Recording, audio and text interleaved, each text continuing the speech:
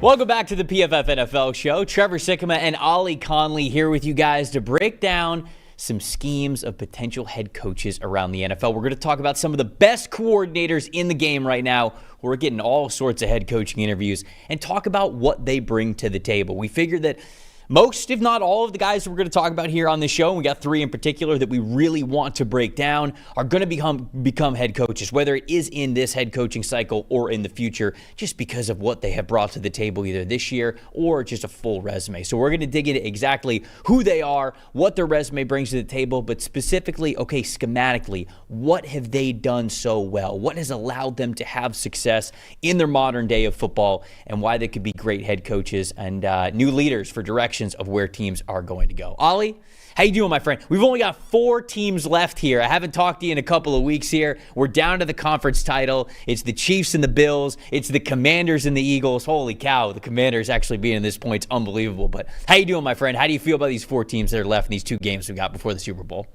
I'm really excited about the 4 teams. I always feel slightly morose on the Monday after divisional weekend because it just feels like we have so few games left. And I love that weekend so much that I'm like, oh man, we're almost there. But I am so hyped up for the 2 matchups we actually get that I think that'll at least carry me through. Yeah, no, divisional weekend feels like the best weekend in the NFL. Yeah. I guess, like opening week, like week 1 of the regular season, we're all so excited. It's 16 games that we have going on. That's a lot of fun. But when it comes to the actual best matchups, divisional weekend's the best. And obviously we had a good one. Now, a couple of the teams fell this week that we're going to talk about here with their coordinators. But I want to start with a team that lost the week prior. I want to start by talking about Liam Coen. He's the first guy that I want to bring to the table. And we're going to talk about a couple of different head coaching candidates. We'll talk about Liam Coen. I also want to talk about Todd Monken and Aaron Glenn, who I was mentioning before.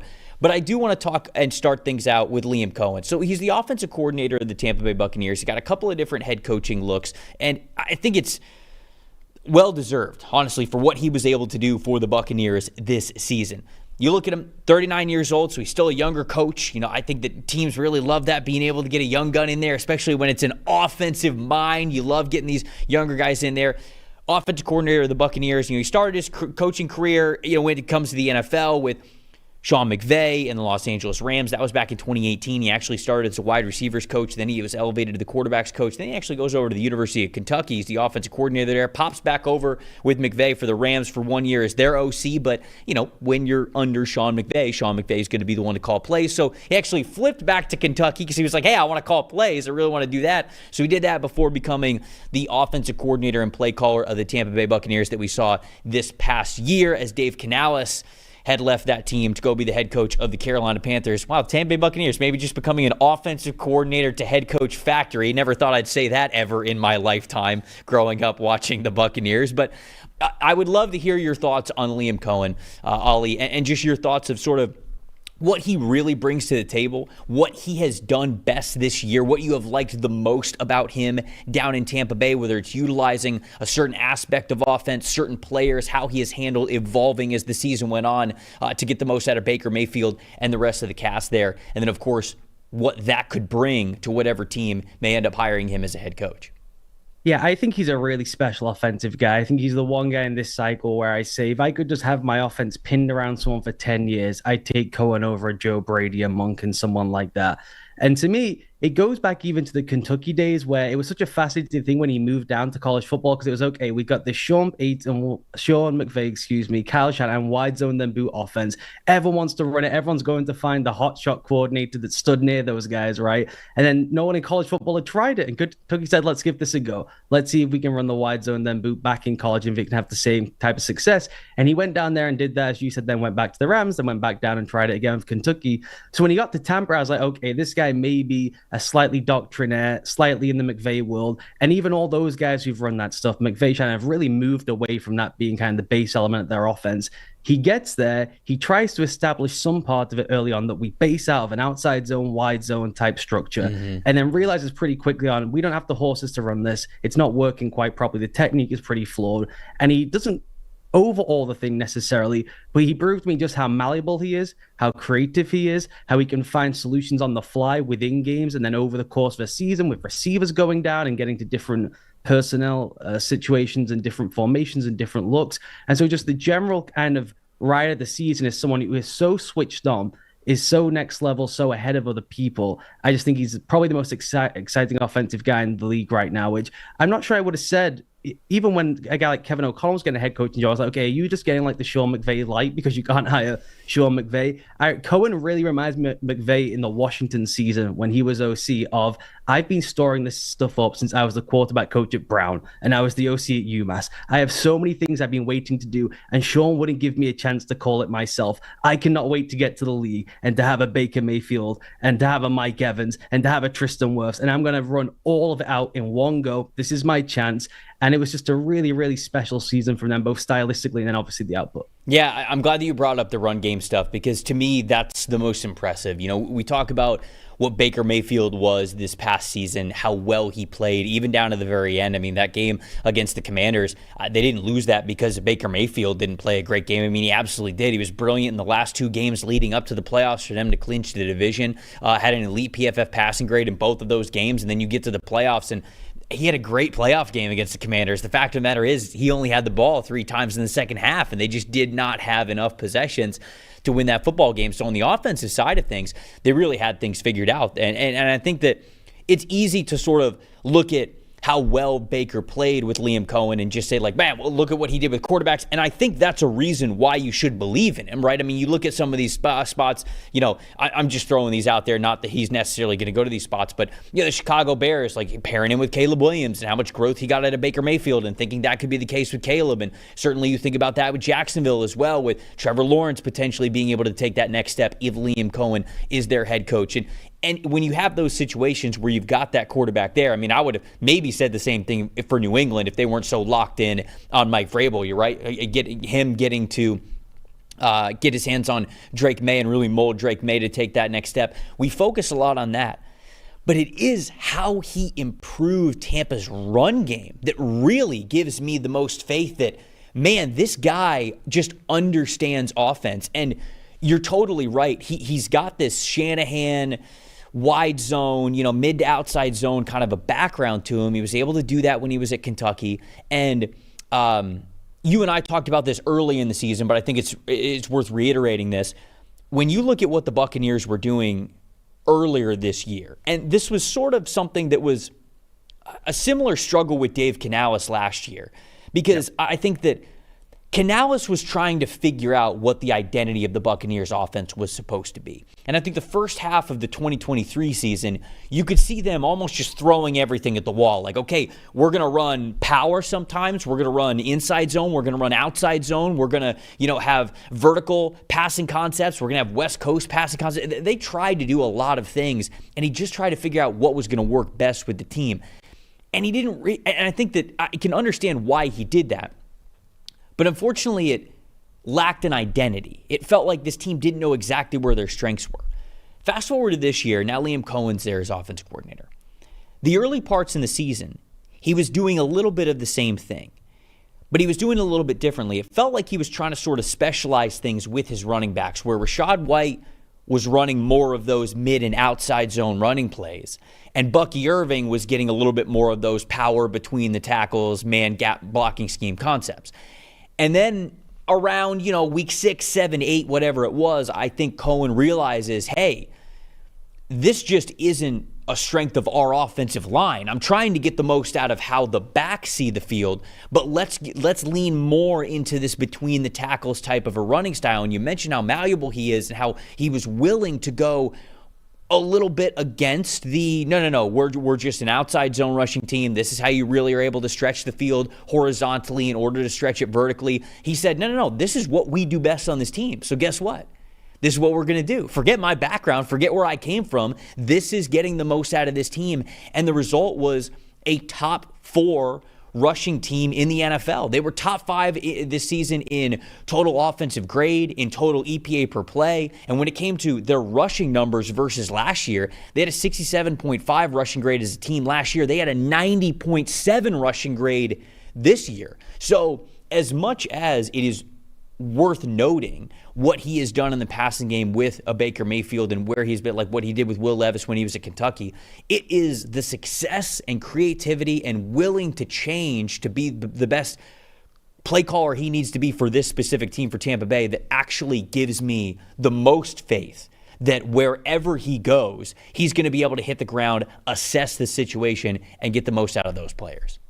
Yeah, I agree with you. And I think that there's two things on that, where one is, it can sound basic to say, right, we move from a wide zone system to then become more of a counter, pulling guys in space type system, more gap oriented, as you mentioned, more man oriented. And it can sound to people like, simple, oh, you're just going to start hitting the button that says play, run, counter. It's like, you've heard all these wide zone guys. It's like a core belief system for these guys. Right. They really believe that you run yourself out of trouble. You just got to keep repping it and keep repping it, and eventually you'll figure it out. And this guy was like, I just don't think that's the approach for this team. And the results are astounding. And it's not just that you make that adjustment in your mind, it's all the downstream effects of it. You only run the initial action to layer on top of it. That's the only point of the thing. That's why you use the run game in the modern NFL, right? Is to be able to layer to an RPO, to be able to layer to play action, to be able to layer to a shot play, to have it look, smell, sound the same way. So if someone on the defense bites, you can hit an explosive. That's what you're doing.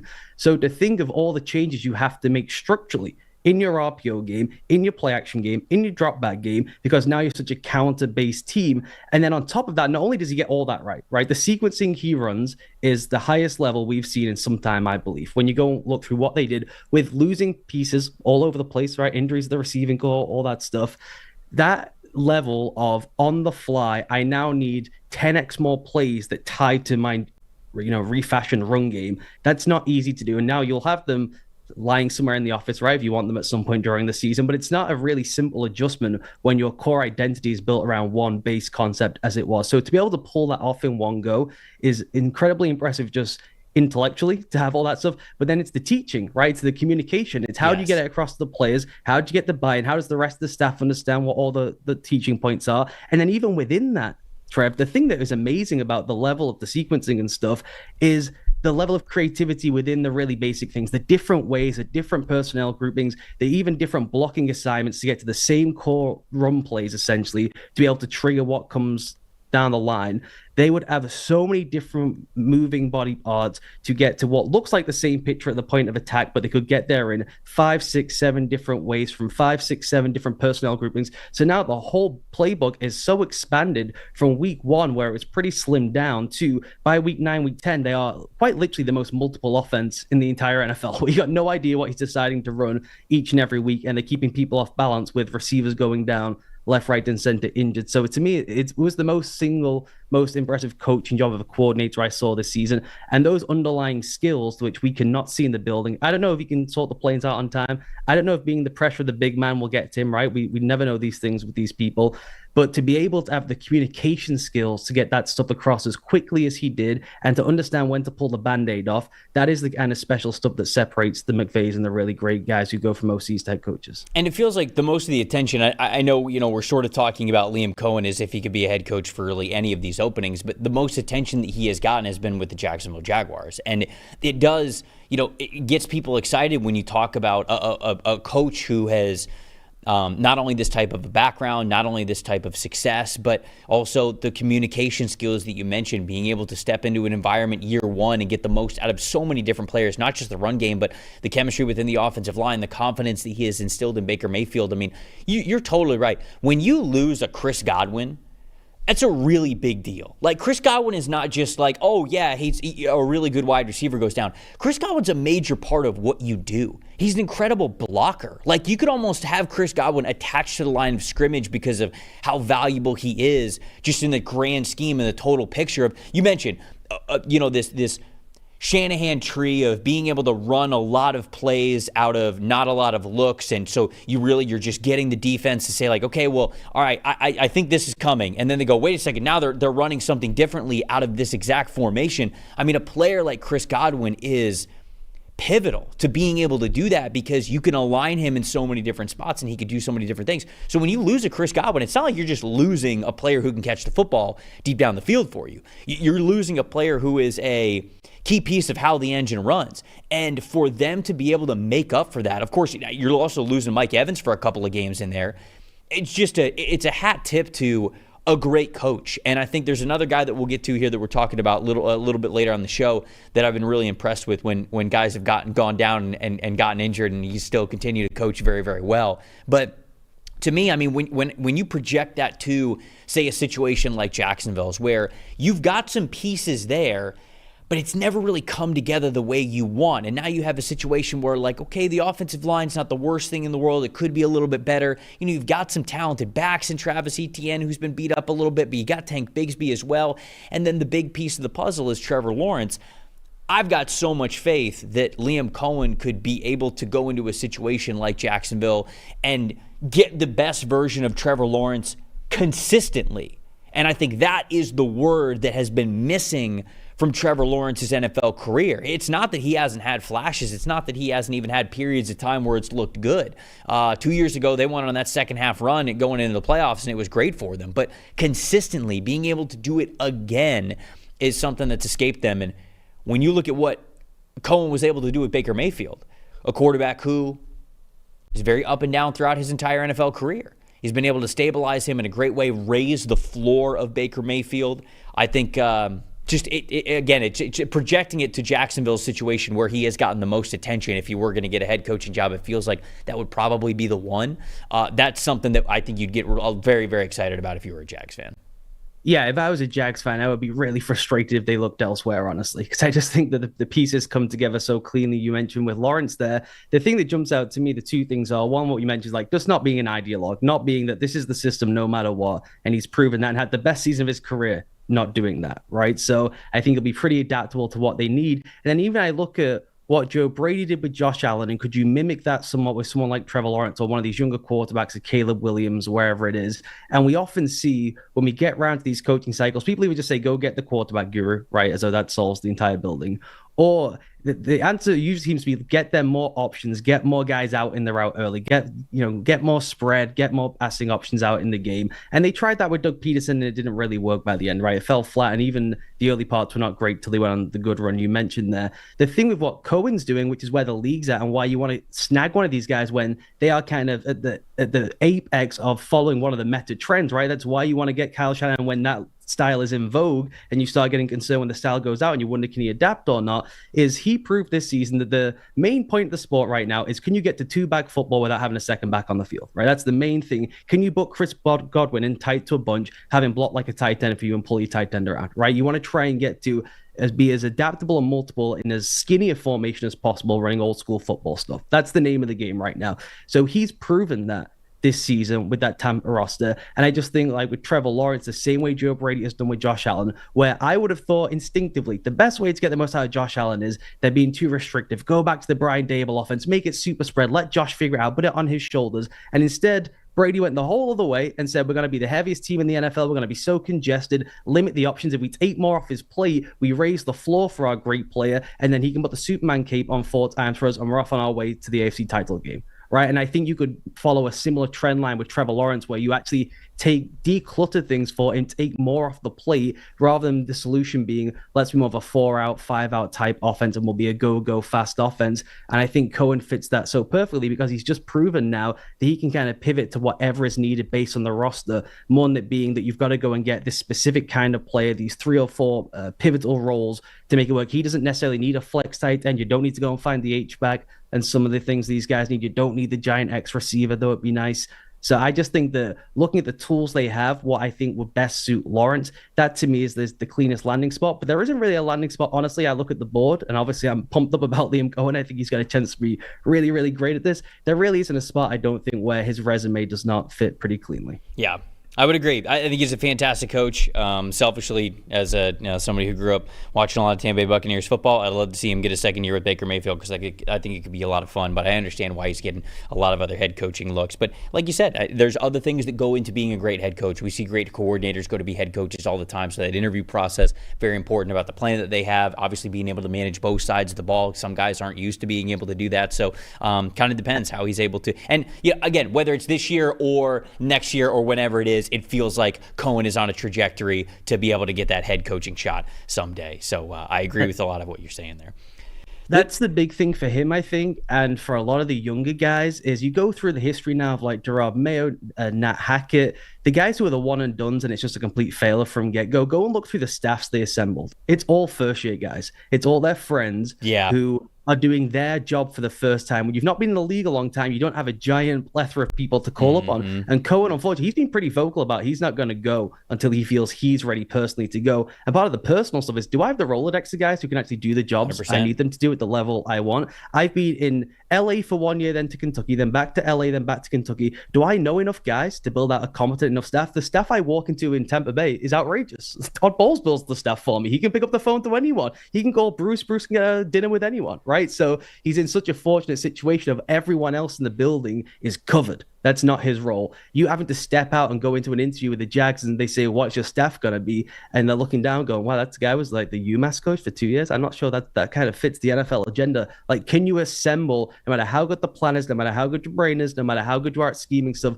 can you actually get the staff in the building? Because the evidence is out on the guys who go one and done now. They end up with a pretty poor and weak staff. And even if those guys are good coaches, they're all doing that specific job in their first year as the main guy is also learning his job for the first time. No, you encapsulated that perfectly, because you look at Tampa Bay and, some people look at when Tampa won that Super Bowl when Tom Brady came down here and they're like, oh, well, of course they won the Super Bowl. They had Tom Brady. The health of that organization, the coaching staff, the wisdom that they had on that coaching staff at the time, the players that they had drafted, the core pieces that were there, how Jason Light worked with their cap guru, Mike Greenberg, like everything there. John Spytek is, helping Jason Light when it came to being the guy who not only helped the scouting department, also the pro personnel side of it. Like everything in that organization there was just so much wisdom there. So you mentioned building out that staff. It's a massive piece of the puzzle of being the right head coaching candidate. And again, I think that Liam Coen is going to have, certainly as a 39-year-old, certainly it looks like he is going to have plenty of time to be a head coach at some point. It's about making sure that you have that right staff along the way to make it so when you do get that head coaching shot, it's the right one. So maybe the timing is right, maybe it's not, but certainly how he has been as the offensive coordinator in Tampa Bay, he's trending in that direction as somebody that is going to be coveted by other NFL teams because what he can do on the offensive side of the ball. There's no doubt about it. Let's stick along the offensive side and let's talk about Todd Monken next. Before we do that, though, this podcast is brought to you by our friends over at Cherry Bundy, the performance drink that is fueling the Healthlete revolution.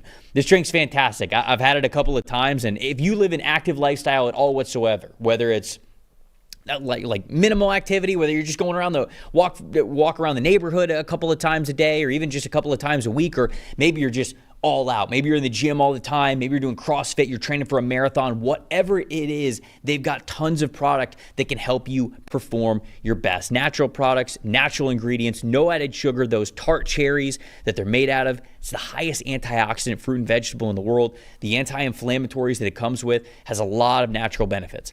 Reduce soreness, increase recovery, helps the immunity system, contains natural occurring melatonin to help you sleep and recover a little bit better. It's used by 500 collegiate and professional sports teams, 10 of the last 11 Super Bowl champions. It's just got so many different examples, whether you're talking about true professional athletes or just everyday people who are trying to get the best out of whatever they're doing for their workouts. Cherry Bundy's got you, and they got a lot of different products for you to check out. All of them are available over at Amazon, cherrybundy.com, sometimes retailers nationwide, including, Publix, Kroger. So check out those local spots. But if you don't see them there, check out all the great products that they have, the drinks, the gels, everything that'll help you recover a little bit better, help you with sleep, give you some energy, whatever it is, you can see all that over at cherrybundy.com. So Todd Monken is up next here as a potential head coaching candidate that I would love to talk about, because to be honest with you, I've loved talking about this guy as a potential head coaching candidate for like the last 4 or 5 years. And, he's interviewed at a couple of different spots. He's interviewing in a couple of different places here this time around as well. Jacksonville, Chicago, those are two that come off the top of my head really quick that I can remember that he's got interviews with. But this is somebody who has an extensive football background. Some people look at what he has done as the offensive coordinator of the Baltimore Ravens and they go, oh yeah, okay, well he's Lamar's offensive coordinator. How hard could that be? Okay, well you need to turn back the clock a little bit if you think that's all Todd Monken is, because before that he was the offensive coordinator for the Georgia Bulldogs, those 2 national championship seasons where Stetson Bennett was his quarterback and he was getting the most out of Stetson Bennett. He was the Cleveland Browns and Buccaneers offensive coordinator. Before that he was the OC behind Dirk Cutter when they were orchestrating one of the most potent offenses in the NFL. Now, you know, it was Jameis Winston, so they were lighting up the scoreboard all the time. They were scoring a ton of points. They couldn't really stop a lot of people, but that offense and Todd Monken's side of things was certainly firing on all cylinders. Before that, though, he does have head coaching experience.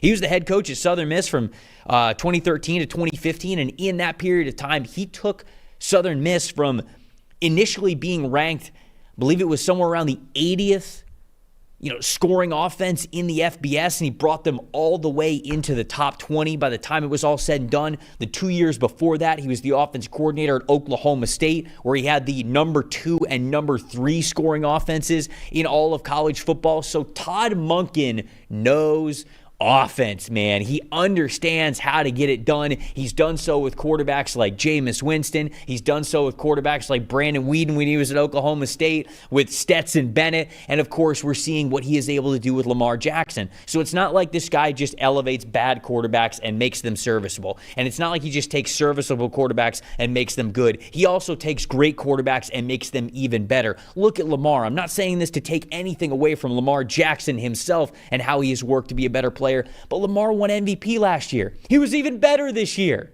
That's incredible to have that type of connection with your offensive coordinator, to be able to go to them and say, we won MVP last year. Let's be even better this year. And Todd Monken goes, let's do it. And they found a way to do it and stay innovative and stay ahead of the curve and stay unstoppable. Ollie, interviews, potential staff, we talked about it with Liam Coen. Like that's sometimes what goes into you not getting these head coaching gigs. But for a league that is starving for offense, and specifically offensive-minded head coaches, because then they're not going to get poached anywhere because they're already your head coach, it's hard for me to believe this guy hasn't gotten a crack at an NFL head coaching gig. Maybe it comes this cycle, but man, his resume is incredibly impressive. Incredibly impressive. It's really hard for me to fathom that Dave Canales, who may wind up being a good head coach, got a head coaching gig before Todd Monken did. I just cannot rationalize that in any perceivable way. The thing I love about Monken, first of all, you mentioned those Oklahoma State teams gave me so many flashbacks. Still one of the best offenses to study. Brandon Weeden, Justin Blackman, 50 go balls a game, outrageous scoring all over the place. What a great time in college football. What I love about him is, we mentioned the adaptability with Liam Coen before. He has had significant career shifts as he's advanced in age, which is really unusual. I mean, he was at the forefront of innovation and evolution. You mentioned with kind of the college resume, pure air raid offense. Let's go have some fun. We're throwing the ball over the place. He's a former receivers coach. He's coached quarterback. So pretty easy connection. I'm going to have the ball thrown a lot to the receivers, the guys I know and like, and the quarterbacks who I've taught how to throw the football. Then when he goes to Georgia and they win the national championship, he really embraces, becomes kind of one of the high priests, wandering around the coaching circuit, preaching the gospel of the power spread, which is what I mentioned before about, can you get to two-back football with kind of spread principles tucked in there too? Can you do it from smaller formations? Can you sneak some spread principles into the thing? Can you mesh those two worlds together? And there's two ways of doing that. You can either take the Shane Steichen approach, which is just spread the formation out and you run like power sets in the run game, right? Or you have a quarterback downhill run game like Anthony Richardson, Cam Newton, those kind of bigger body Josh Allen guys. Or do you get a tighter, more congested offense like Liam Coen did and sprinkle on some like the spread goodness of the RPO game, lots of motion and shifting to spread the formation at the snaps, from the Mike McDaniel stuff. The thing Monken has done, I think, as well as any coach at any level of football, is fuse all of it together in like one delicious pie, essentially. And they can just kind of rock from what they want to do week to week, depending on the personnel. And he has so many unbelievable one-off designs, opponent-specific designs. And like Liam Coen, which is kind of funny, is he will hit the same thing 3 or 4 times within a game, often within a quarter. Because he's like, I built this to go and get this DC. It's me against this guy. Let me go get it. And if I get it, I'm going again and again and again. I didn't spend those sleepless nights, not with my kids, to not be able to call this thing 4 or 5 times to try and attack this guy. So I just think he's got such a wealth of wisdom and knowledge. You used the word wisdom before. He is like the walking Bible of like football evolution over recent times, and has managed to fuse it all in. And it's a slight caveat. He's working with a guy who may be a 3-time MVP, is a once-in-a-lifetime talent, but he's been able to say, I'm putting everything into this guy, because if there's one guy you can handle all the pre-snap operation, all the post-snap operation, every single passing concept you can figure out from my air raid world, every single read and react play in the run game or the RPO world, it's this really special guy who will never throw an interception for me and just throw it to grass and will go and house people in the passing game and on the ground. So the fact he's not even had a true look where it's like, leaked 3 weeks early that he is the hottest name on the carousel. It can only, to me, be something in the interview process, something in the personality. Maybe he's grouchy. I don't know well enough. Maybe he's not cool and young enough for the owners. But the resume is there that if you've got a quarterback issue, if you're saying we were going to make Caleb Williams great, there's a guy sat right here who has made quarterbacks great everywhere he goes. That connection in Chicago, I don't know if that's ultimately what ends up happening, but to me, I love that one. I love Todd Monken getting his hands on working with Caleb Williams and improving who he is as an NFL player because, I started my career in journalism at Pewter Report covering the Tampa Bay Buccaneers, and it was those years that Dirk Cutter was the head coach and Todd Monken was the offensive coordinator. We didn't get to talk to Todd Monken a ton just because you don't get to talk to the coordinators a ton during the season, but every time that we had the opportunity to talk to Monken, he is straightforward, man. He's no BS. He'll answer the questions that you have for him. He's not dancing around them, and this is just somebody who tells it like it is, and I feel as though he had, and this is 2017, 2018. I mean, think of what the last 6 years have done for him, being that offensive coordinator in Tampa Bay, going to the Cleveland Browns, his time with the Georgia Bulldogs, and then for what we have seen from the Baltimore Ravens too. If he was that way in Tampa, and I think that he was allowed to be as straightforward and no BS as possible because he knew. He's experienced this stuff. So when people ask him questions, when people sometimes the offense, wasn't clicking or guys could have been a little bit more involved. That was when Deshaun Jackson was in and out and you're drafting, OJ Howard really high in the draft, but you're using Cam Brate more than OJ Howard. And so it's like, okay, we've got all these questions for you about personnel choices and and he's like, I have a reason for everything that we are doing on this offense. We have a reason for it. And he gave it to us. And there were questions. Oh, well, why don't you get O.J. Howard involved a little bit more? And he's like, because Cam Brate's better at this opportunity. And he would break it down for you, and he would tell you exactly why this would be the case. So if he had this wisdom back in 2017, 2018, he's only got way more wisdom now. So when you're becoming a head coach in the NFL, Ollie, we know this, not from experience, but from covering the NFL and watching the NFL for a long time, there are a little bit of politics that are involved. There's a little bit of ego stroking that goes on where you got to be willing to be a teammate a little bit here. You got to be willing to play ball with whoever the general manager is. If you are getting hired to a situation that already has a general manager, you got to be willing to play ball a little bit when it comes to working with the owner and hearing the owner out, especially when you're the head coach. And sometimes these owners like to get a little bit more active in game day roster decisions, where the ball's going, all this kinds of stuff. If he is a little bit more of a, no, I know how to do things. Like I don't need your help. I don't want this to be a collaborative effort between the owner and the general manager and the head coach. Like, I got the game day roster, I got the game plans. And if maybe some situations don't love that, I can understand why he maybe has not gotten a gig. But it's funny because I would tell you that where that might be seen as a negative to not hire him as the head coach, I would tell you that's actually a positive of how you would get the most out of that team. So to me, that's why dysfunctional franchises stay dysfunctional, right? And one of the big ones that comes up, I mean, I've interviewed with teams before, and one of the questions they always ask you is, you explain to us why you think things are going wrong. Now, if they're asking the scouting assistant, I assume they're asking the man who's going to be the most handsomely paid member of the coaching staff, right? And now that question is a real trip. But I remember there's a great Mike McCarthy story about this. Often it's about perception. If you come in with a really brusque answer and they think you're kind of Mike McCarthy, somewhat lovable bear, even though you seem like you're always angry with everyone, and then you give a howitzer of an answer and you just tee off on the building, they kind of like, whoa, our stuff must really be bad because Mike McCarthy says it's pretty bad, and I don't think you would normally do that. But if you're that kind of direct communicator and you go into one of these buildings, and we know some of the main candidates, and it's why these teams are hiring coaches every 2 years, where people are too involved, there's a ton of egos, maybe the son is calling the shots, and you start laying out what you think is wrong from the outside perspective, that will not always go over so well as if you try and kind of fib around the issue, right? It's like getting hired at any job and say, actually, I think you're doing some really good stuff. There's just tweaks I can make here and there. And you tell yourself in the back of your mind, once I get in the door, I can make more sweeping changes. But to get through the interview, I'll kind of say, no, I actually think some of the talent evaluations have been really good. These guys have been misused. Whereas he maybe has the characteristic of walking in and saying, this is wrong, that is wrong. This needs to change, that needs to change. Here's the plan. And maybe people just don't want to hear that. Yeah.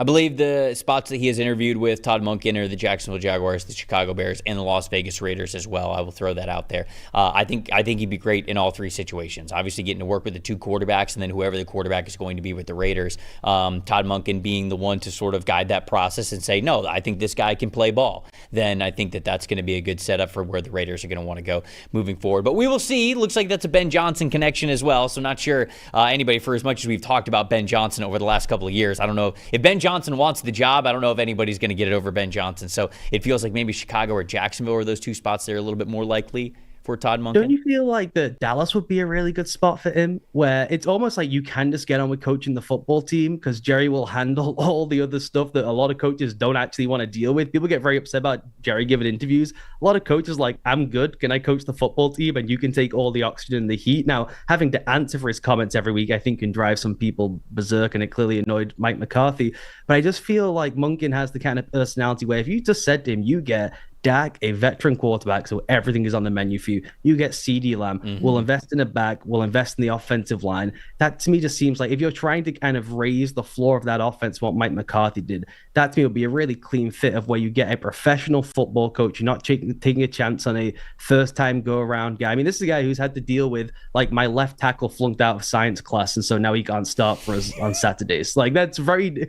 That's when you're saying, like, he's, like, unbothered, unfazed by questions with the media. He's like, yeah, I have to deal with this nonsense in college football. Trust me, this is small potatoes that my running back was late to practice one day. Look, I love the football fit. I think he'd be great with Dak. He has an interview with Dallas. I don't really think they will consider him.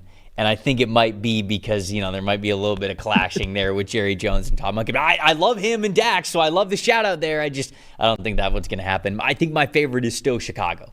Him getting to work with Caleb Williams and him being in a situation where Chicago fans are incredibly passionate and they are now starved to be good. And this is a head coach that has the wisdom and experience to back up every decision that he makes. And I think that when questions arise, as they will in the city of Chicago, because it's a very football passionate city, this is somebody who I feel like can have the identity to really be able to stand up to that job. It's a little bit like Nick Sirianni with Philadelphia, where sometimes it feels like, you know, oil and water, where they're never going to mix. They're always going to butt heads. But at the same time, when things are going well in Philadelphia, Nick Sirianni sort of like embodies that attitude that the city of Philadelphia and the fan base has. So it's like when things are going good, you love to lean into this type of a personality. And I kind of feel like that's also the case with Todd Monken. So I would like that. One thing I'll say about Monken that I think is important for wherever he lands is he schematically is a really egoless coach.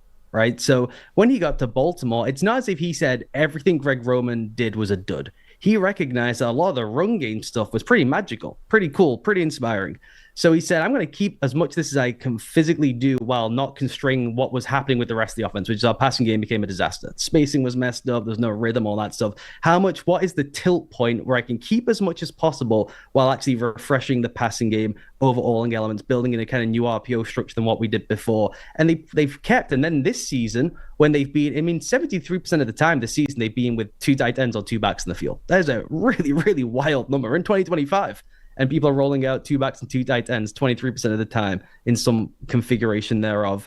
So he has reverted back to a lot of what they were doing back then. You know, Greg Roman's getting crushed all the time now with the Chargers, got crushed all the time for sabotaging Lamar in the passing game, right? And this guy was, you mentioned the word wise a bunch, wise enough to recognize this stuff's really good. People are complaining about stuff that's really, really good. We can do other things that are a bit of a mess, bit broken, that didn't actually mesh with it that well, didn't tie the whole offense together. If I can correct that and we can keep all this stuff, and then my GM's going to go and sign Derrick Henry, I'm going to get head coaching interviews. I'm going to go do this. Well, I don't need to install my own new run game and take away from Lamar and Derrick Henry. That'd be foolish. So I just really like that head coach. And that to me is when you can see distinctly when you get a lifer who's getting this kind of special chance with this quarterback, when they've been in the game for so long, and it isn't purely about, I'm going to design a new offense and they'll build me statues and call me Bill Walsh. It's like, what is the best way for me to put the most destructive offense on the field? If someone else built 20% of this thing, who cares? I'm going to call the plays. He's a great plays. So I love that idea, particularly in Chicago, when you mentioned like a culture reset. someone who's just like no nonsense, all business. And if there's stuff he likes from stuff they've done defensively, where at times they've had good defenses, well, when Eberflus was there, at least. Right. I'm going to keep some of that stuff because the personnel's the same. And I'm not, I don't have such a big ego that I'm bringing everything my way or the highway. So I think that fit in particular, as you noted, is a really strong one. All right, we got one more coach that we're talking about. We're going to break down Aaron Glenn, exactly what he could bring to the table with another couple of teams that we're going to bring up that he could be a fit with, what has made him such a great defensive coordinator with the Detroit Lions, where he could end up going. But before that, it's January, so it's the new year. The new year is a great time for resolutions. But hey, instead of something that you'll forget about in a couple of weeks, maybe something that you've already forgotten about, how about resolving to invest in your kids' financial future? With a kids' investment account from Fabric by Gerber Life, your investment will keep growing even after New Year's resolutions typically fade, giving your kids a solid start to a financial future right now. Fabric by Gerber Life was designed by parents for parents to make it easy to plan for and manage your family's financial path. With the Kids Investment Account from Fabric, you can start investing in your child's future today. Kids can't invest while they are minors, but this Kids Investment Account allows you to invest on their behalf and gives their investments much more time to grow. You could use it while they're kids, think of like after-school activities, summer camps, tutors, music classes, whatever it is, and then you can keep it for when they're those young adults, first car, first house, starting a new business, whatever it is. Whole thing is online. Very easy to set up an account. It could take you just 5 minutes, and then you just manage your child's account and monitor all those investments right from your phone. You can join the thousands of parents who trust Fabric to help their family start investing in your child's future today at meetfabric.com/PFFNFL. That's meetfabric.com/PFFNFL, MEET, fabric.com/PFFNFL. Portfolios are managed by Fort Washington Investment Advisors Incorporated. Additional services provided by Apex Clearing Corporation. All investing is subject to risk. Learn more at meetfabric.com. All right, the last head coaching candidate that I want to talk about here is Aaron Glenn, who has been the defensive coordinator for the Detroit Lions since 2021. So over the last 4 seasons here, and I think he's done a really good job, as that entire team has done, of really elevating itself and getting to a Super Bowl caliber ceiling. I know they're not getting to it this year as they were defeated by the Washington Commanders. I think there are a lot of reasons that go into that. But Aaron Glenn, he's a fun candidate to have, Ollie, because he's 52 years old. He's got an extensive player background. He was drafted in the first round of the 1994 NFL Draft, pick number 12 to the New York Jets. New York Jets are a team that's looking for a head coach that he is linked with, so there's that connection there. He also played for the Houston Texans, the Dallas Cowboys, the Jacksonville Jaguars, and ended his career with the New Orleans Saints as a player, which is another head coaching opening that he has been linked to. He started his career in Cleveland as an assistant defensive backs coach because he himself was a great defensive back, was a 3-time All-Pro player during his NFL career. Then he was the defensive backs coach for the New Orleans Saints from 2016 to 2020, so he was there for a long time before he became the defensive coordinator for the Lions. So it's funny because the Saints and the Jets feel like those are the two organizations that are sort of vying for Aaron Glenn to be their next head coach potentially. The Jets have the, hey, you played for us some of your best playing days. You went to multiple Pro Bowls here with us as a player. And the New Orleans Saints say, hey, you've already been in the building here as a head coach or as a position coach. Now potentially you get to be a head coach there. So he's got ties to both of these organizations. As a defensive guy, how have you watched Aaron Glenn elevate this defense for the Detroit Lions? Some of the things that we've been able to see really over the past 2 years specifically, and what this kind of a coach brings to the table to either one of these organizations that he's likely a finalist for. Yeah, first of all, I mean, picking between those two jobs, it's like, good luck, Aaron. You've waited your whole life for this opportunity. You got to pick between one of these two. I mean, you're picking basically, do I want to work with Sauce Gardner as a former DB, a DB specialist? Sounds epic. What a great life. Or do I want to go to the cap hell in New Orleans because my friends live there? It's like, it's a difficult. Well, when you put it that way, Ollie. Yeah. Yeah, but the one with Sauce Gardner, we didn't tell you the owner's a bit loony. It's like, oh, great, thank you very much. What a great menu of options. Can I interview with anyone else, please? Do I have to have played for them? I really just want Aaron Glenn to get a shot here because his name, since he was like first the DB guy, the Saints, everyone was always every offseason, this is the guy. Be prepared. This guy's coming. He's going to be really, really special. And that happens every single hiring cycle. Prepare yourself. It's like, he's 52. Can someone give this guy a crack? If he's as special as everyone's saying he is, I want to see it go. And I think he's really earned the shot with the Lions, taking them, as you mentioned, from where they were in EBA per play to where they've wound up being this season, and doing it this year with just guys falling over left, right, and center, bringing different guys in the building every single week. And it's funny because I went and pulled up when you said we were doing the show, we were talking about him. I went and pulled up the most recent playbook I have of his to see if there's kind of anything in there. You know the way these guys are, they write the little mantras and things like that. Is there anything in there that jumps out about Aaron Glenn that would make sense for the show? And it was on the second page of the playbook. It says, quote, "Solve your problem with aggression," which is an old Gary Gibb axiom from he was the DC when Glenn was with the Saints. It's kind of a thing that's gone around him, it's gone around Rex Ryan, but that kind of gives you the blueprint of how he views defensive football. Whatever the problem is, it doesn't say problems, it says problem. Whatever your individual problem is, use aggression to solve it. And you watch the Lions defense, maybe don't pull up the Commanders game from the weekend, maybe not. But if you watch them play, not the best tackling in that game, everything they do is as physical as you could possibly do it in the modern game, right? The highest volume of bump and run coverage you will find anywhere, the highest amount of just pure man coverage, latch and trap and slam people from off the ball positions, watching the linebackers pick up crosses and things cutting across the middle of the field, they crush people. Jack Campbell, whatever you think of him as a player, all-around player, crushes people like nobody's business. He solves every problem on the football field. This guy's quicker than me. It's a short post. It's a drag route. I'll just hit him. I'll solve it with aggression. So that is kind of the culture and environment he brings you defensively. And I do think personally there's some mild concerns, some slight flaws in the kind of what he does structurally that I think he could improve on. And maybe if he gets another voice alongside him as the DC rather than just bringing kind of staff with him from Detroit could really help crank this thing to the next level. But just generally all around, it's usually well drilled, well coached all the way around. It's just a tough one for him coming off that. To have your second interviews coming off that week is a pretty rough one. But then Dan Quinn got absolutely waxed in last year's postseason and now has taken a team as a head coach to the NFC title game. So I'm hoping owners aren't foolish enough to watch one game and make that evaluation. Yeah, and I think, getting into more of the weeds of it, you have to look at all the injuries that the Detroit Lions suffered this year on the defense side of the ball, especially losing the best player that you have on your defense in Aiden Hutchinson early on in this season. And yet Detroit was still a top 5 team when it came to overall defensive grade and EPA per play allowed.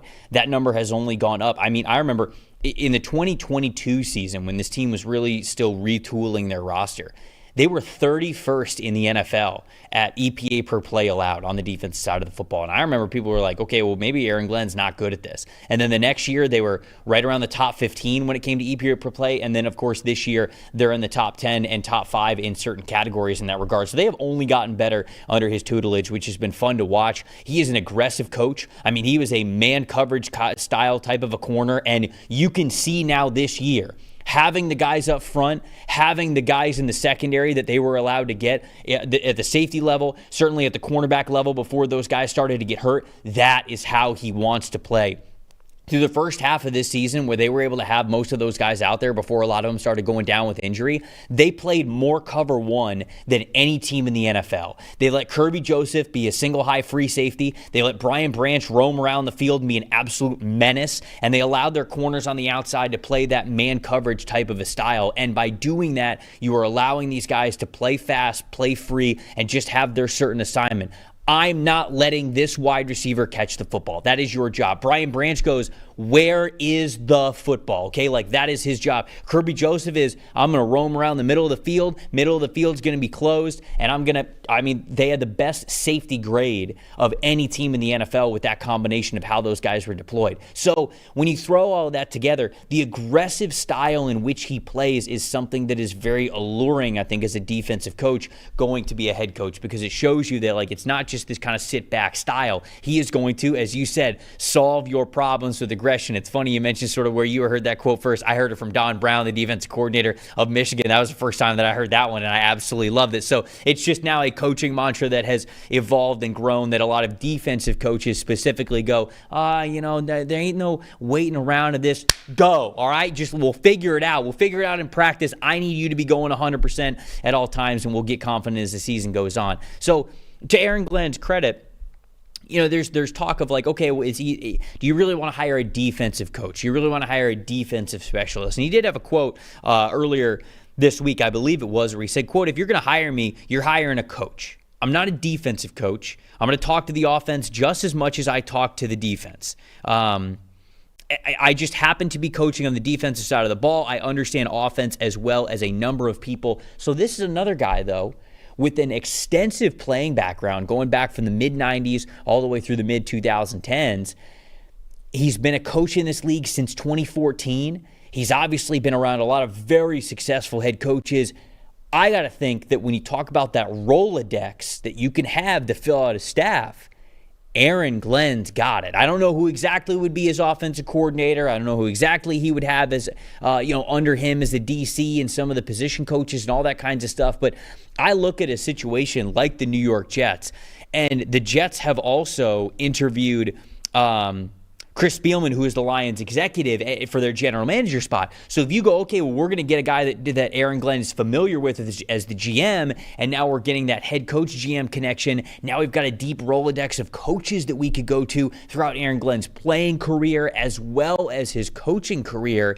That feels like an ideal situation. And you go back to the New Orleans days when a lot of people were going, this dude's going to get his shot to be a head coach at some point. You already know. That just probably tells you he's got the heart, he's got the mind, and he's just got the attitude of a future head coach to be able to inspire people, lead people, communicate with people. Because for as much as I love the idea of coordinators, I understand we talk about the top head coaching candidates as the top coordinators because it's really the only thing that we have to go off of.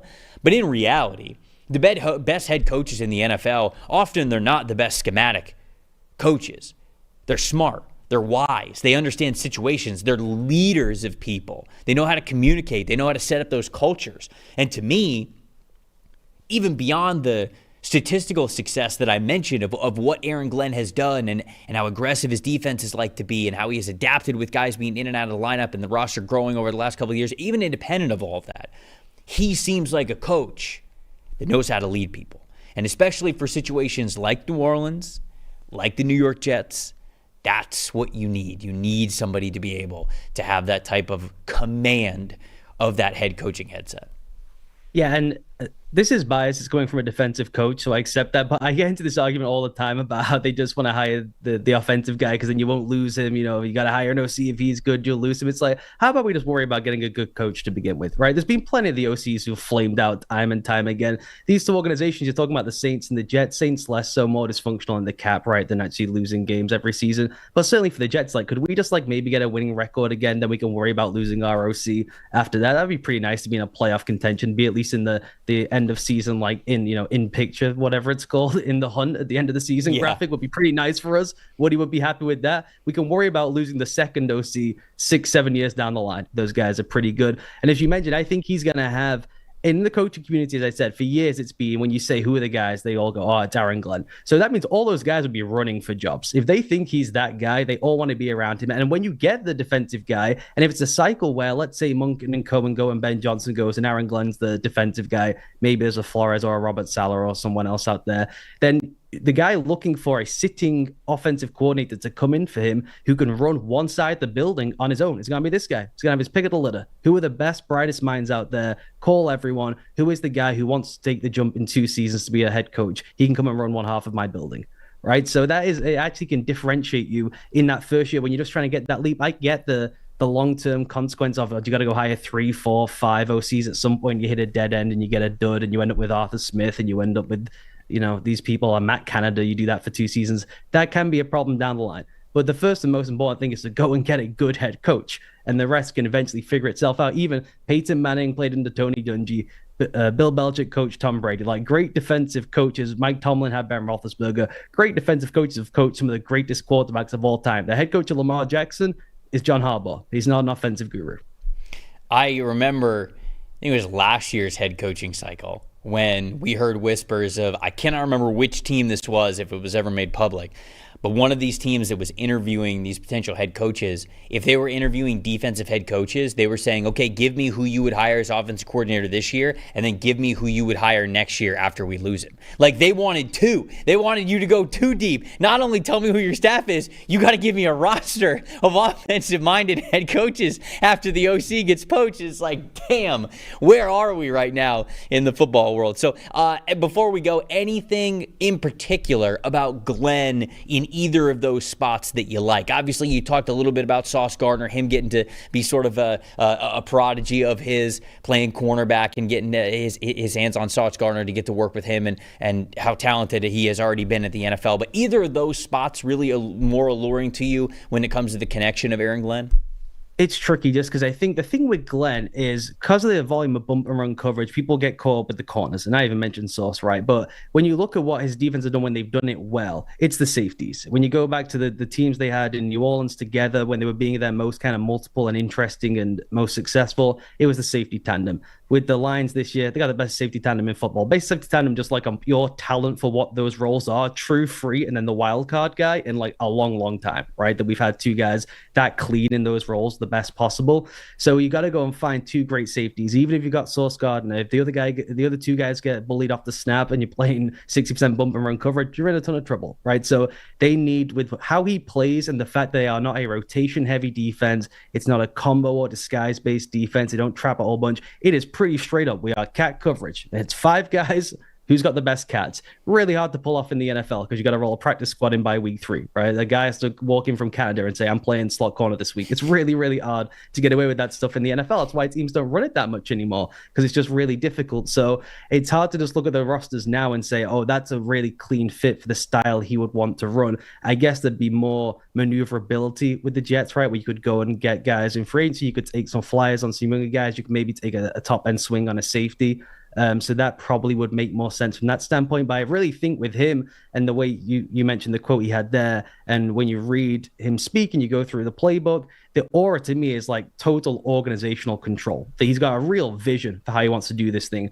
And I just don't know if he wants to be dealing with kind of the egoing and politicking if the son played Madden on a Sunday and then walks in and tells the coaching staff on Monday that, hey, I think we should go and trade for this left tackle. It's like, all right, buddy. Whereas in the Saints respect him so immensely. The only reason they're in this conversation at all for a guy that's respected is because they respect him so much. He respects them. Otherwise, who would walk into that situation? That is a complete dud of a situation, right? It should just be Mike McCarthy retread, semi-retirement package. Everyone shakes hands and go home. So the fact he's even in that conversation, I think, is because they recognize we need a complete cultural shift. And if Loomis isn't leaving, which he's not, it's going to have to come from the voice of the head coach. And okay, Glenn's been there before, but he is really distinctively his own guy. And I think he's got a clear blueprint that he's had for like 8 years. Someone give me a chance to do this. So I think for what he would actually want to put onto a franchise, the Saints make more sense to me. But if he just wants to go and win football games in 2-3 seasons and maybe make the playoffs, there's just a better chance with the roster situation with the Jets. Hey, I'm looking at the NFL draft order right now. Jets are at 7, Saints are at 9. Pretty damn good safety, and Malachi Starks could be available for one of those two teams if Aaron Glenn ends up going to one of those spots. So, all right, we talked about a couple of different head coaching connections. This has been a fun head coaching cycle. It really has. A lot of really fun candidates, a lot of guys who could bring a lot to the table with these certain NFL teams, not just the connections that we made here, but also other connections elsewhere. So whether it's this head coaching cycle or maybe another, these guys are pretty fun, and they're pretty. And if your team ends up getting one of these 3 guys that we talked about here on the show, you should be very, very excited about it. For Ollie Connolly, I'm Trevor Sikkema. Thanks for watching the PFF NFL show. We'll see you guys next time.